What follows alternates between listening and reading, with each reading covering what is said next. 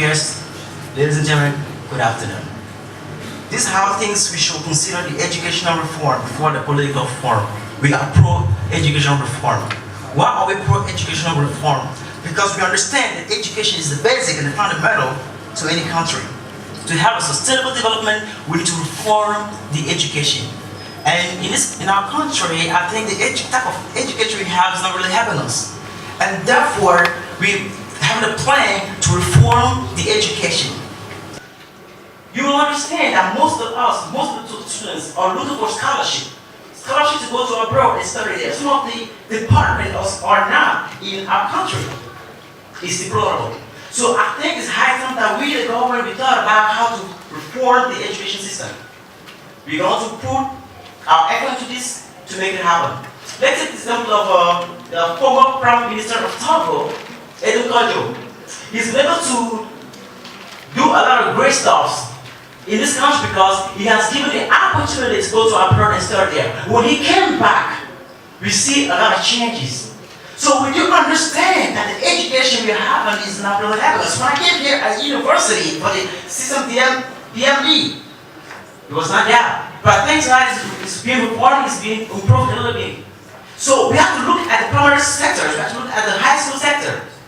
I think we have to put English in our system. Because we know nowadays English is the most language spoken all across the world. Me and my government, we are going to work harder and harder to make it happen. Thank you.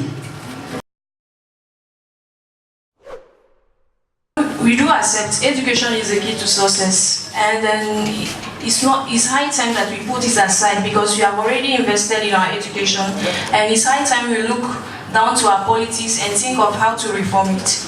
Now, as my opening government was saying, talking about unemployment, we see that unemployment is a political problem, not an educational problem. And also, we do agree, education, without education, we can't go anywhere, but we have to rather consider the reforming of the politics, because we can't say in a country where the politics is not moving. Assuming in our country here, the politics is not well done, and we all are educated, where will we go? And I also stand to say that the basic of our politics should be more important than talking about the educational reforming, because educational reforming won't be helping us. And now let's look at another aspect. While reforming the political aspect, our country will be at a better place. It will help us better our country. So I think it's better we invited guests, co-debaters, I greet you all. Well, I'm going to talk to the cons. You were saying that you have much invested in the educational reform. You didn't give the sources. Where exactly? You didn't give it. And you're talking about that, the unemployment is a political war. We are talking about entrepreneurship to stop the unemployment. And when you are well educated, you will learn how to be a leader. You don't wait for someone to give you. You learn how to be a leader. And that are the things that we have, like the YALI, the Mandela Washington program. And also to add, we are calling Obama today like a good person. Nelson Mandela, Martin Luther King, he has a PhD degree. And it made them, know their rights. And even coming back to our Togo here, if we are well educated, we have the means to be well educated. What we're looking for is there. We have to know their rights. And even coming back to our Togo here, if we are well educated, we have the means to be well educated. What we're looking for is there. We have the good books. I can show you that we're not going to pass through this problem we are going through right now, because they are intellectually peeled up. They know what they are doing. No one is going to, press them down on their own right, what they deserve to do, what they deserve to stand for. That is why we have to first invest in the economic and the educational reform before letting the political reform going up. It's like giving someone, the food to eat without giving them the money to do a business. That's what you mean. That's what you mean. Even here right now, if education reform, since you did give the source, I'm not so, sure of what you're saying. You don't give the source on where you have invested. So why do you still, go to school? You could have stayed home, because I think they have not, done a lot of reform. Nothing is done yet. See our condition here in the university comparing to others university. It's so bad. I mean, it's bad. It's a shame to our country. But if they respect really political part, they have to, invest in the educational, and we will be able to do as those great men who have the mind to be a critical thinker. All the politicians we see today in Africa, they are not critical thinkers. But look at the Western countries. They are doing a great job because they know how to invest in the early schools. They are using internet, computers to do their lessons, to do their homework. When something is given, they know where to find it. Here we're going helter-skelter to go and find a good, network to work, because we are not giving educational reforms. Thank you. Thank you for this wonderful opportunity to clarify things. Well, let me let you know, bros. Economy is so related to politics. Although it's someone who goes to school, has a PhD, and then he's in a miserable country where he cannot even make use of his thinking abilities. What do I do with it? I mean, we are talking business, we're talking about money. And when we talk about money, it is through your politics. When there is political stability, there is a good economy. Let me let you know, you are calling Barack Obama. He is a good speaker, a public speaker. You think it is because of public speaking that he's elected? It's not all about education. If you don't have the IQ, you don't have it. If you have it, you have it. Besides entrepreneurship, we are going to school, we are having a certificate. Certificates are just papers, let me remind you. But when our political heads, they don't agree, and the country is in a chaos, where can we practice entrepreneurship? If you don't have water to drink because we are in a riot season, how can you practice entrepreneurship? Besides, let me remind you, we have invested so much in the educational system. Let me let you know. I'll answer your unasked question. Togo's certificates are one of the best in the sub-region, if you don't know. They are so good in maths. They are generalists. And then the problems of teachers going on strike, it has been resolved. So what else do we have to resolve? We don't have to focus on it because we have gotten solutions to those problems. It's not with implementing them. Let's tackle political stability so that we will have a good ground for education. First things first. I'm not against education, but politics first, because that is what will give you the base for your good educational system. Thank you very much. We are the world strongly stand before political reform. In the assertion of my opponent, they have been saying that they are having problems educated students without being that is hired by the government. That's what they're talking of educational reform. According that is to Malgache Council of Education, it has come to notice that the Togolese system of education does not allow that is the needs and the matches that is on our society to be served, simply because there is no accordance between the need that is of the society and the education. That's why we need them to have educational reform so that, yes, I was saying that it happened, and that's why African Union even has started promoting some institution that will help, that is the new generation, later on to be able to anticipate on problems. We are here talking of sustainable development, and we all do agree that African countries are suffering out from this. And that's why the African Union has started promoting the Academy of Leadership, which is in South Africa, which is giving that the students that are having their A-level the opportunity to go over there and get required tools so that they can come and anticipate on social problems. And hence, at this very moment, we all know that when it comes to politics, we need to have a strong knowledge in order that is to immerse in the real life. Even education is not sufficient. We are just out of schools. You You do not have even experience. That's why you cannot even know how that is. Your education can serve the society. You need, in addition to education, to be also that is having experience, and after experience, coming to lead, you can really help people understand. Then, I also would like to let you also know that we have Thomas Jefferson, we have Abraham Lincoln. They have been that is the key writers of the American Constitution, and American being that is the model of democracy. Can you go and see the stages through which that is Thomas Jefferson, Abraham Lincoln, they have gone? They needed that is not only education, but they have come that is to notice a real need of their society so that they can come really to adjust that is the problems with the society. I would like also to go more. Yes, your question? If you want experience in a country where there are riots, how do you get work experience? Can you go to work? Can you get experience to become someone better? That is it. Thank you very much. Then, when you lead, you need first. A leader is someone who takes someone from that is the starting point to another point. Our government, they fail to make themselves be understood. And people also that is in the society, they are not also that is able to do what? They are not also able to provide a solution. They don't even know how to address their needs to the government. Then, as a government, you need to do what? You need compulsory then to be going that is through life, to be having that is experience, and when you come to lead, you can help them, those people talking about their politics. On the side, supporting the educational reform. Take example in Syria. The political is hostilize. Because this political issue is not yet settled.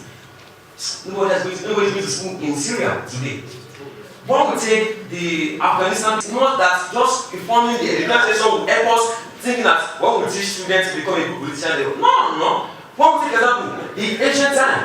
People are very civilized. They have their don't take the Barazan. As a king that go against. I don't like something man talking.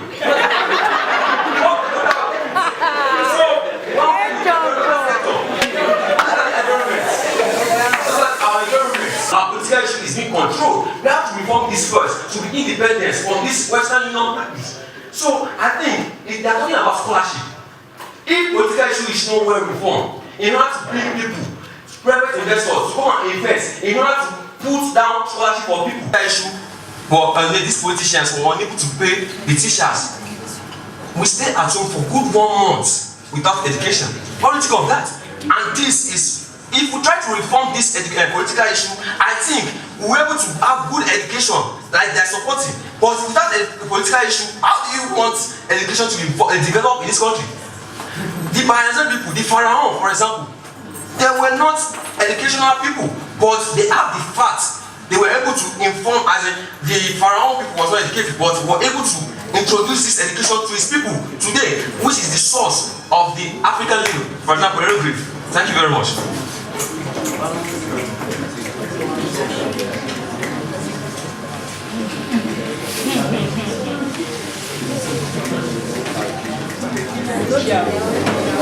We are the world. Everyone silent, please. They are whites. They have not got a real education that they need.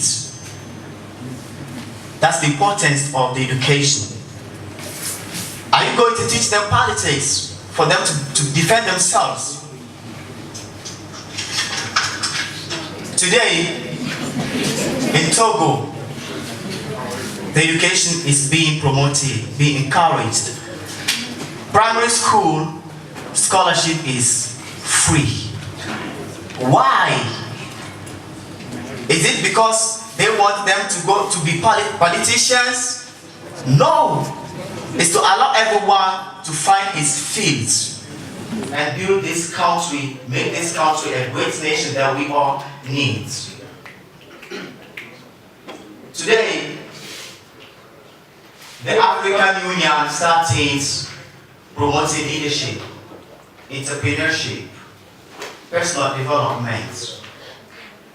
What is the tool they are going to use to teach them all of that? You are not educated. How can you educate someone? That's the question. Start. Distinguished guest of honor, member of jury.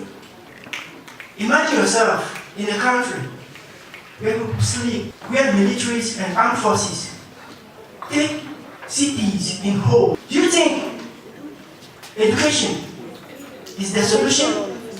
Imagine yourself in a country where you knew the importance of reforms to be free. That's why we all, in one accord, must stand for political reforms in order to make a good country whereby people will live in equality. We take the sector of tourism, where country have good economics. Let's take Radisson Blu. The investors, they have taken away their mark. Because of the crisis Togo is going through, Hotel Ibis is no more working. Palm Beach is no more working. Look at this country. Can this country develop without reforms in the politics? Let's take the Global Peace Agreement. Was it not signed by the intellectuals? Do we have that implemented today? Is it implemented? We're talking about political reforms because they are called politique globale, which is peace, the Global Peace Agreement. That was signed.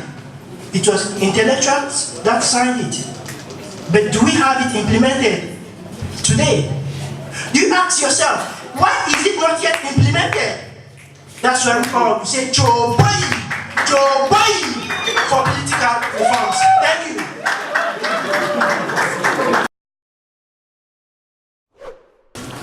First of all, we're going to call upon the best debater of this championship.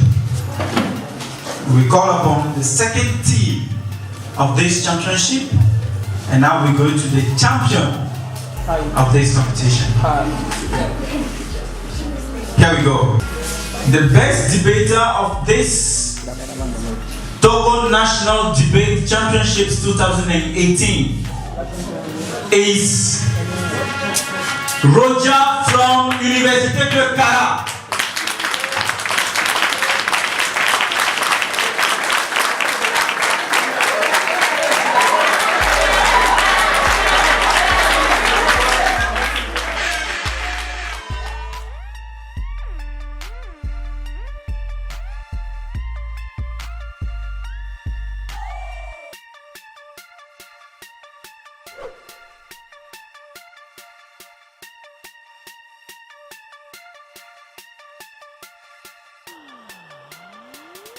Championship at the University of Lomé, which was an event that included 12 teams from some private universities as well as the University of Lomé and the University of Kara. And it was 3 days of debating on a variety of different subjects, and we just picked the winning team who did the best job of debating. So it was a very, very exciting 3 days with the goal of promoting English and promoting debate, because both of those things are very important to being a global citizen. If you can debate well, it means you can really think about the issues and choose which issues are good and bad, and right and wrong, and you can come up with good policies and debate the merits of policies, and all those things are very, very important to being a citizen in a democracy.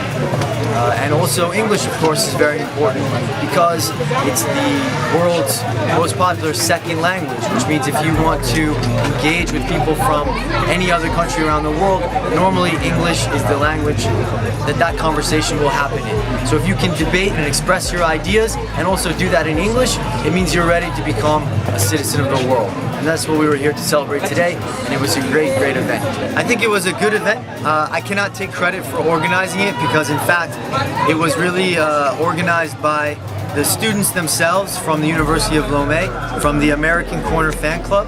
The embassy supports a space on the campus that's called the American Corner, and we have young students who work there and organize the activities, and it was them that put this whole event together, and they got sponsorship not only from the embassy but also from some private businesses. So we're very, very proud of them for taking the initiative, and I think they did a wonderful job organizing this, and I'm sure that it's going to be even better in the next edition, so we're looking forward to that. I was happy because I was able to make my school proud. We are a team actually, we were targeting the first position, but It's well, although we had second, it's still something. We had a prize. And I'm so happy because all the things our school, our friends, our coaches have invested in us were not in vain. We were able to come out one of the winners. I'm just so excited with my teammates.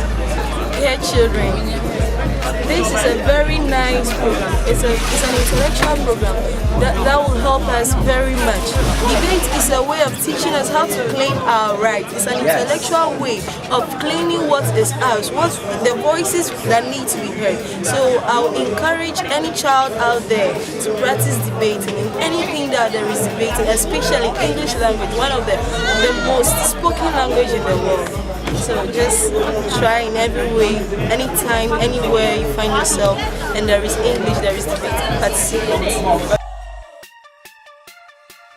Failure is not in my vocabulary. I like to think of it as a missing step, as a missing stone, whereby the representatives of the schools who did not receive a trophy today, that does not mean they lost. That just means that next year they'll need to work harder to work for those positions. Now they are not to be discouraged, but to work harder and to enjoy the moment, learn, so next year they're able to get a trophy. But having a trophy does not mean that you're a winner. Having a trophy is just a material thing. But the knowledge that you gain from this debate is the most important thing. And I'm pretty sure, I know confidently, that everyone here learned something, including myself. And that's the most important thing here.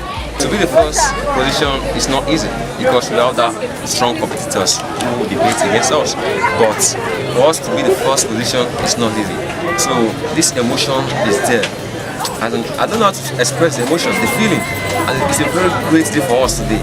Very happy. So I'll leave the other person too. Okay, first of all, I would like to say thank you to the Almighty God who give us the grace and the power to contribute or to take part in this competition. And coming to the finals, I think it's by God's grace. And also I would like to thank the American Embassy and the American Corner Fan Club try together to put in place this competition in order to help and improve the English language. And being at the finals of this competition is a great joy for me because I didn't even believe that I'll be in the final, because seeing the degree and the way the debaters were very good, that we made it to the finals, it's a great joy for us to be at the final. And also I will not forget thanking Mr. Honor, because he's the one who gave me that motivation and that belief that yes, we can make it. As the shining stars, we can make it. We can make it, and yes, we really made it. Yes. My motivation organizing this event is that in 2016, Anima Kakokunowa and I, we participated to the Pan-African Universities Debate Championship, and when we went there, it was only organized among English-speaking countries. So in Togo was the only French-speaking country, and it was our first participation to this kind of competition. And we saw that it was a very nice a very nice competition, and we brought also an award, despite the fact that we are coming from a French-speaking country. So that's why I said, why not when we come back and implementing it in our country? So that's when we came. In 2016, we started organizing this. In 2016, we organized our first edition. In 2017, the second edition, and now we are in 2018. We are organizing our third edition, and now it's growing again. And especially this younger generation, our young people are now very getting interested into this kind of competition. I'm just passing through this to congratulate the U.S. Embassy of what they're doing, the help and the support they're having to our young generation into American College, to the university. This is very great. I urge the young generation, I urge my fellow citizens to take part to this kind of competition, to come and try and learn the English language, learn so many things. Freedom of speech is very important for us here in Togo. Democracy is very important here.